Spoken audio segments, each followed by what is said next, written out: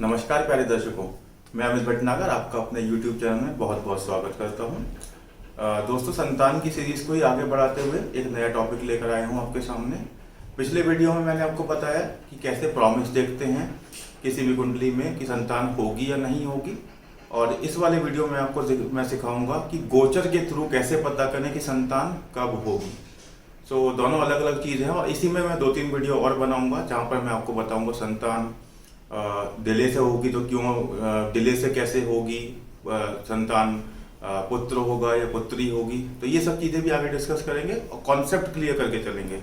मैं योगो राजयोग की बात नहीं करता हूँ, जैसे आपको पता है, मैं कॉन्सेप्ट की बात करता हूँ। पिछले वीडियो में मैंने आपको बताया कि संतान होगी या नहीं होगी, कैसे प्रॉमिस चेक करेंगे, और इस वीडियो में मैं आपको बताऊंगा कि गोचर के थ्रू आप कैसे पता करेंगे कि किसी जातक की संतान कब होगी।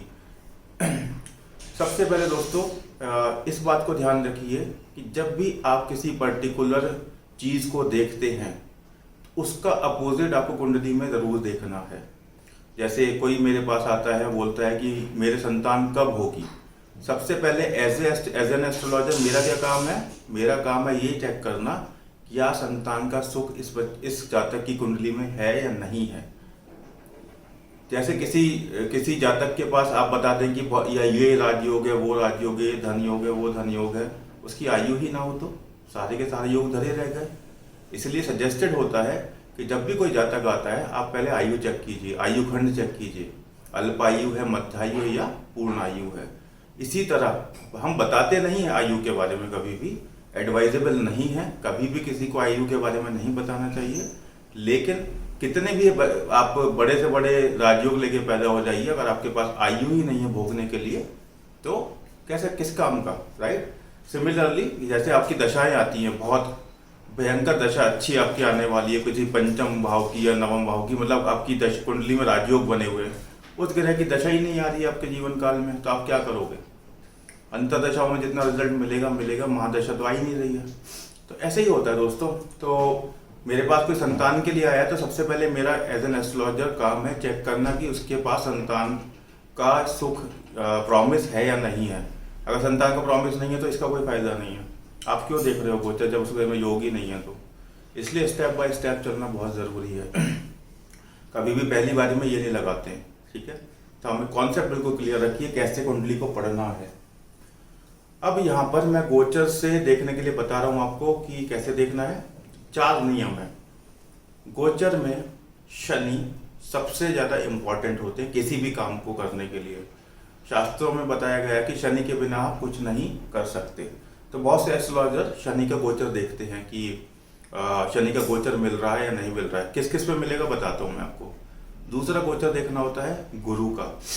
तो मुझे नहीं पता, लेकिन मैंने देखा है काफ़ी एस्ट्रोलॉजर्स केवल शनि का गोचर ही देख लेते हैं, गुरु का नहीं देखते हैं। श्री के.एन. राव साहब ने बोला है कि आप दोहरा गोचर देखिए हमेशा, शनि और गुरु का। गुरु के बिना कोई काम संभव नहीं है। जैसे शनि के बिना नहीं है, वैसे गुरु के बिना भी नहीं है। तो गुरु और शनि मेरे मोस्ट इम्पॉर्टेंट ग्रह हैं जिनका गोचर हमें देखना होता है। तीसरे नंबर पर आता है मंगल और चौथे नंबर पर आता है चंद्रमा। इन 4 ग्रहों का गोचर देख के मैं आपको दिन भी बता सकता हूँ कि आपका जन्म, आपके जो संतति होगी, आपका जो बच्चा होगा, किस दिन जन्मेगा। एस्ट्रोलॉजी वो साइंस है जो डॉक्टर देख के बताएंगे स्कैन करके, वो आप यहाँ पे कैलकुलेशन करके कुंडली से बता सकते हैं, अगर बशर्ते आपका टाइम बिल्कुल सही है।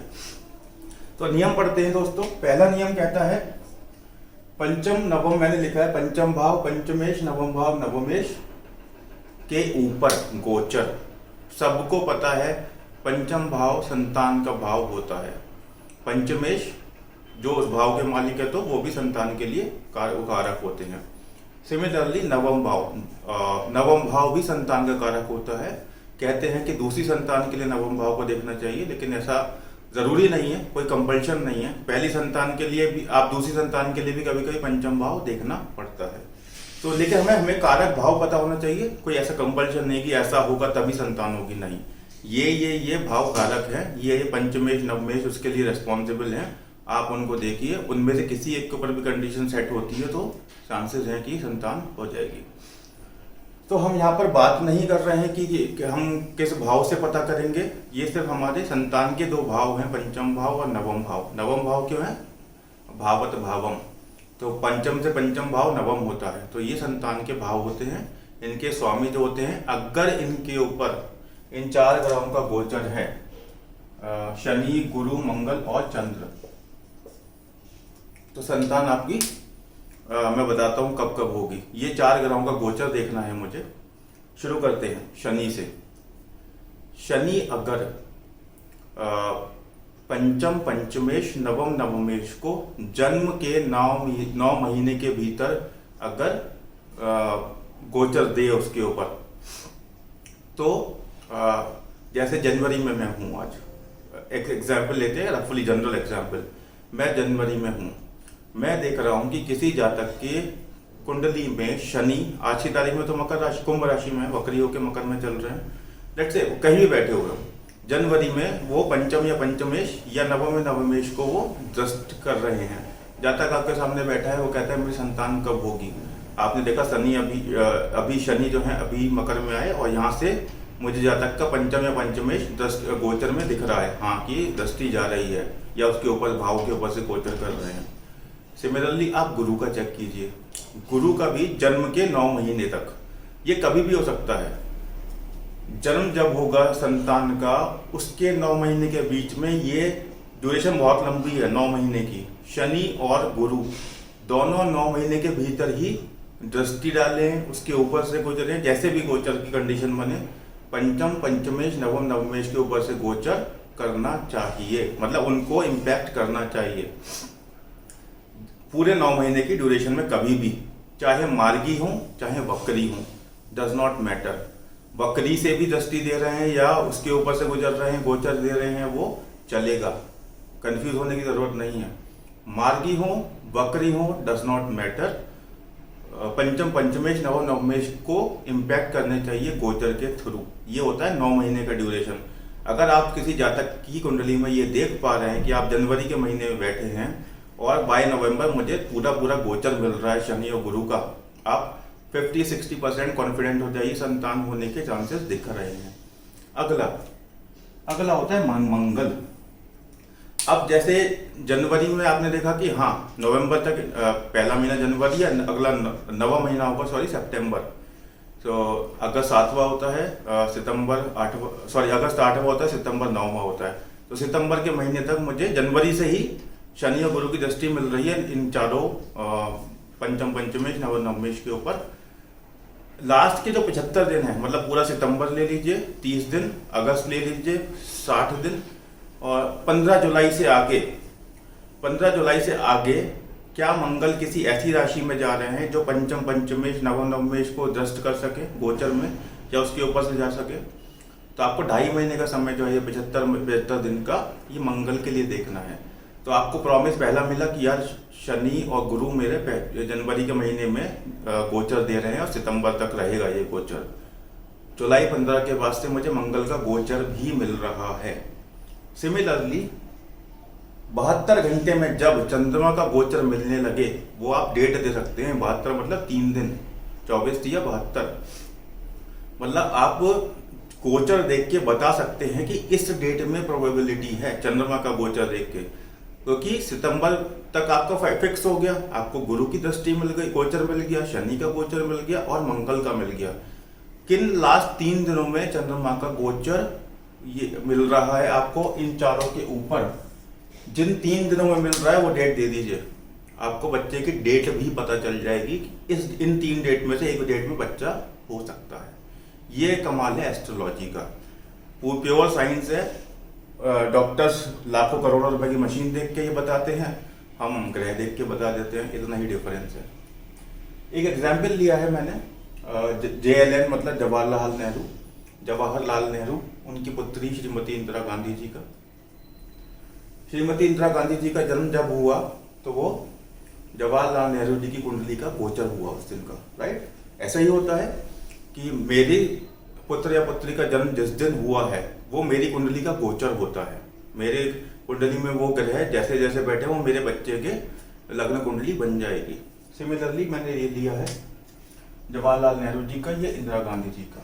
मैं ये देखना चाहता हूँ जिस दिन इंदिरा गांधी जी का जन्म हुआ था क्या मेरी ये 4 कंडीशन फुलफिल होती हैं या नहीं होती हैं। तो मैं देखता हूँ शनि का गोचर देखते हैं पहले। दोनों की कर्क राशि की कुंडली है सेम, सारी राशियां सेम है सारे भावों में। शनि कर्क राशि में बैठे हुए थे, इसको इम्पैक्ट कहाँ करना है? पंचम पंचमेश, जवाहरलाल नेहरू जी या उनकी माता जी, किसी की, दोनों की इसी कुंडली में भी पंचम पंचमेश, नवम या नवमेश, किसी एक को इनको इम्पैक्ट करना है गोचर में। शनि को, शनि बैठे हैं कर्क राशि में, यानी कि मान लीजिए यहाँ बैठे हैं, पंचम भाव ये है, इसके पंचमेश कौन है? मंगल। शनि मैंने में आना, यहाँ पर आ गए 1 2 3, तीसरी दृष्टि से पंचमेश को देख रहे हैं।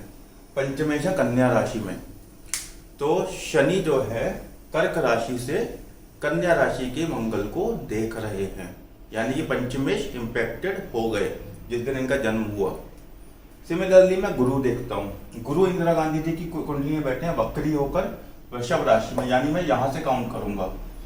देखते हैं गुरु क्या मंगल या पंचम भाव को या नवम भाव या गुरु को इम्पैक्ट करते हैं। गुरु तो खुद ही है वो, तो एक एक्चुअली नवमेश हो गए वो खुद ही, यहाँ बैठे हुए हैं, तो 1 2 3 4 5, गुरु जो है पांचवी दृष्टि से फिर पंचमेश को इम्पैक्ट कर रहे हैं, यानी कि गोचर दोहरा मिल गया आपको जिस दिन इंदिरा गांधी जी का जन्म हुआ है। तो मेरी कंडीशन जो है दोनों मैट हो रही हैं कि शनि जो 9 माह के भीतर इम्पैक्ट करे पंचम पंचमेश नवमेश को, या गुरु, दोनों को ही आपको करना है। अच्छा, ऐसा नहीं है कि अगर शनि पंचम को कर रहे हैं तो गुरु नवम को नहीं कर सकते, और ऐसा कंपल्शन नहीं है कि गुरु और शनि दोनों पंचम या पंचमेश को ही इम्पैक्ट करें। गुरु नवमेश को भी कर सकता है, नवम भाव को भी कर सकता है, शनि पंचम को करे, पंचमेश को करे, डज नॉट मैटर। ऐसा कोई रूल नहीं है कि अगर शनि ने पंचम भाव को किया है इम्पैक्ट गोचर में तो गुरु भी उस पंचम को ही करे ना, किसी को भी कर सकता है इन चारों के अंदर से। तो गुरु चाहे तो यहाँ कर ले, शनि चाहे तो यहाँ कर ले, फिर भी चलेगा। तो कंफ्यूज नहीं होना इन चीजों के अंदर। सिमिलरली मंगल और, मतलब ये मैंने आपको दिशाएं लिखी नहीं है, मैंने एक एग्जाम्पल के लिए आपको दिखा दिया। शनि और गुरु का पूरा गोचर था, मंगल और चंद्रमा का भी था, मैंने लिखा नहीं है जानबूझकर, क्योंकि वो मतलब यहाँ से मैं दिखा ही पा रहा हूँ आपको। अगर आप पूरी उसके दशा निकालेंगे उनकी तो आपको दिख जाएगा।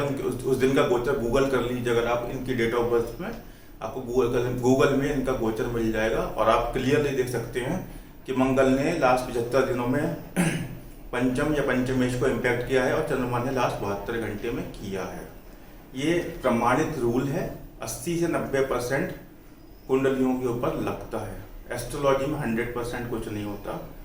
रीजन गिवन कि किसी का टाइम सही नहीं है, किसी का कुछ सही नहीं है, 80-90% को ही 100% माना जाता है। तो ये रूल 80 से 90% इसकी एक्यूरेसी है। समरी दे देता हूँ वीडियो खत्म करने से पहले। गुरु शनि मंगल चंद्रमा, 4 ग्रहों का गोचर देखते हैं हम। किसके ऊपर देखते हैं? पंचम पंचमेश नवम नवमेश। गुरु और शनि का गोचर 9 महीने के अंदर होना चाहिए। इन चारों में से किसी के ऊपर भी, मंगल का 2.5 महीने लास्ट के 75 दिन जब जन्म होने वाला होता है।